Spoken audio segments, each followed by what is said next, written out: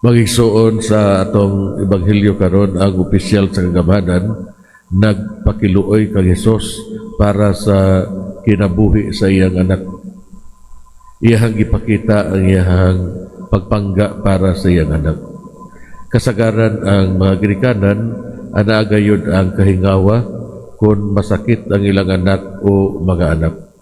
Ug mao kini ang gibati sa opisyal sa kagamanan ngadto siyang anak sa ato ang ebanghelyo karon. Ang iyang gipakita mao ang iyang kompleto nga pagsalig ngadto kang Hesus.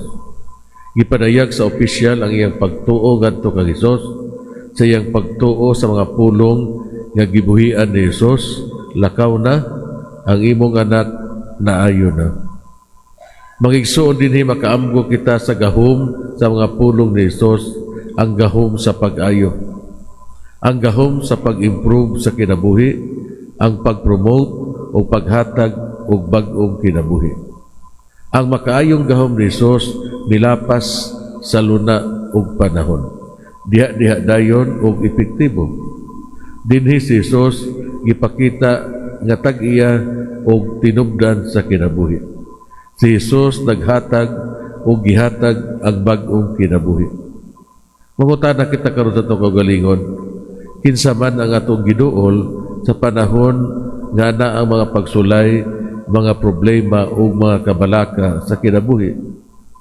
Kinsa man ang atong gitawag sa panahon nga dili na nato kaya pasanon ang krus. Mangigsuon muduol kita kay Hesus og mangaliw po kita ngadto kaniya. Sa laing bahin makaigsunan dinhi atong may baluan usab ang gahom sa pagtuo. Ang atong pagtuo magtabang sa pagdawat sa iyahang mga pamaagi.